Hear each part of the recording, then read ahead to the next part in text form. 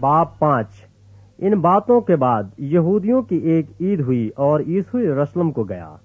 यरूशलेम में भीड़ दरवाजे के पास एक हौज है जो इब्रानी में बैत हसदा कहलाता है, और उसके 5 बरामदे हैं। इनमें बहुत से बीमार और अंधे और लंगड़े और पज़मुर्दा लोग पानी के हिलने के मुंतज़िर होकर पड़े थे, क्योंकि वक्त पर खुदा का फरिश्ता हौज पर उतरकर पानी हिलाया करता था।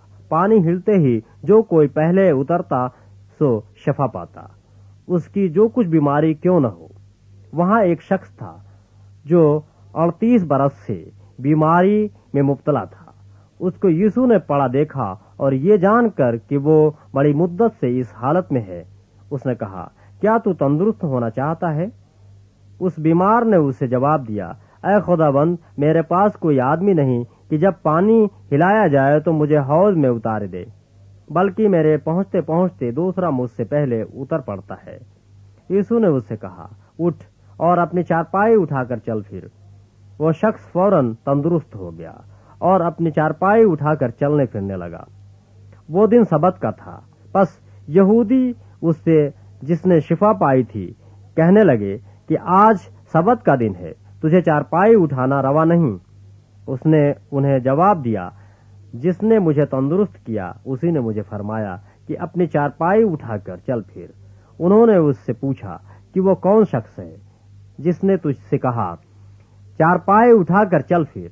लेकिन जो शिफा पा गया था वो न जानता था कि कौन है, क्योंकि भीड़ के सबब से यीशु वहां से टल गया था।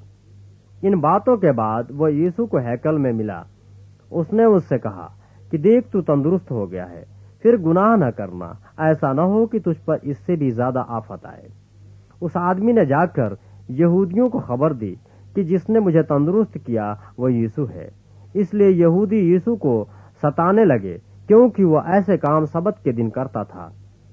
इस सबब से यहूदी और भी ज्यादा उसे कत्ल करने की कोशिश करने लगे कि वो न फकत सबत का हुक्म तोड़ता, बल्कि खुदा को खास अपना बाप कहकर अपने आप को खुदा के बराबर बनाता था। बस यीशु ने उनसे कहा, मैं तुमसे सच सच कहता हूँ कि बेटा आपसे कुछ नहीं कर सकता सिवा उसके जो बाप को करते देखता है, क्योंकि जिन कामों को वो करता है उन्हें बेटा भी उसी तरह करता है। इसलिए कि बाप बेटे को अजीज रखता है और जितने काम खुद करता है उसे दिखाता है, बल्कि इनसे भी बड़े काम उसे दिखाएगा, ताकि तुम ताज्जुब करो। क्योंकि जिस तरह बाप मुर्दों को उठाता और जिंदा करता है, उसी तरह बेटा भी जिन्हें चाहता है जिंदा करता है। क्योंकि बाप किसी की अदालत भी नहीं करता, बल्कि उसने अदालत का सारा काम बेटे को सुपुर्द किया है, ताकि सब लोग बेटे की इज्जत करें जिस तरह बाप की इज्जत करते हैं। जो बेटे की इज्जत नहीं करता वो बाप की जिसने उसे भेजा इज्जत नहीं करता।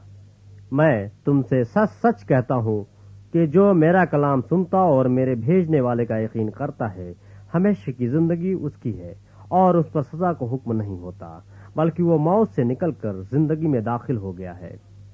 मैं तुमसे सच सच कहता हूँ कि वो वक्त आता है, बल्कि अभी है, कि मुर्दे खुदा के बेटे की आवाज सुनेंगे, और जो सुनेंगे वो जिएंगे। क्योंकि जिस तरह बाप अपने आप में जिंदगी रखता है, उसी तरह उसने बेटे को भी ये बख्शा कि अपने आप में जिंदगी रखे, बल्कि उसे अदालत करने का भी इख्तियार बख्शा, इसलिए कि वह आदमजाद है। इससे ताज्जुब न करो, क्योंकि वो वक्त आता है कि जितने कब्रों में हैं उनकी आवाज सुनकर निकलेंगे। जिन्होंने नेकी की है जिंदगी की क़यामत के वास्ते, और जिन्होंने बदी की है सजा की क़यामत के वास्ते। मैं अपने आप से कुछ नहीं कर सकता, जैसा सुनता हूँ अदालत करता हूँ, और मेरी अदालत रास्त है, क्योंकि मैं अपनी मर्जी नहीं बल्कि अपने भेजने वाले की मर्जी चाहता हूँ।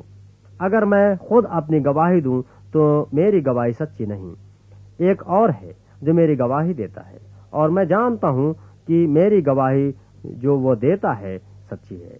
तुमने यूहन्ना के पास पैगाम भेजा और उसने सच्चाई की गवाही दी है, लेकिन मैं अपनी निस्बत इंसान की गवाही मंजूर नहीं करता।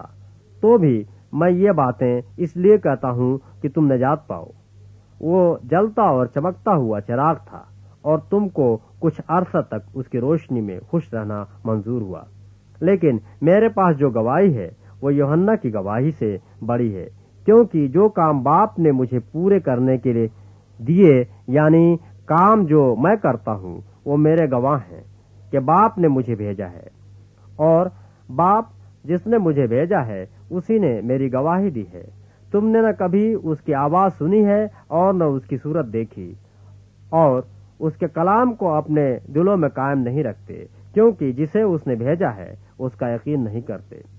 تم کتاب مقدس میں ڈھونڈتے ہو کیونکہ سمجھتے ہو کہ اس میں ہمیشہ کی زندگی تمہیں ملتی ہے، اور یہ وہ ہے جو میری گواہی دیتی ہے۔ پھر بھی تم زندگی پانے کے لیے میرے پاس آنا نہیں چاہتے۔ میں آدمیوں سے عزت نہیں چاہتا، لیکن میں تم کو جانتا ہوں کہ تم میں خدا کی محبت نہیں۔ میں اپنے باپ کے نام سے آیا ہوں اور تم مجھے قبول نہیں کرتے۔ اگر کوئی اور اپنے ہی نام سے آئے تو اسے قبول کر لو گے۔ تم جو ایک دوسرے سے عزت چاہتے ہو اور وہ عزت جو خدا واحد کی طرف سے ہوتی ہے نہیں چاہتے، کیوں کر ایمان لا سکتے ہو؟ یہ نہ سمجھو کہ میں باپ سے تمہاری شکایت کروں گا۔ تمہاری شکایت کرنے والا تو ہے، یعنی موسیٰ، جس پر تم نے امید لگا رکھی ہے، کیونکہ اگر تم موسیٰ کا یقین کرتے تو میرا بھی یقین کرتے، اس لیے کہ اس نے میرے حق میں لکھا ہے۔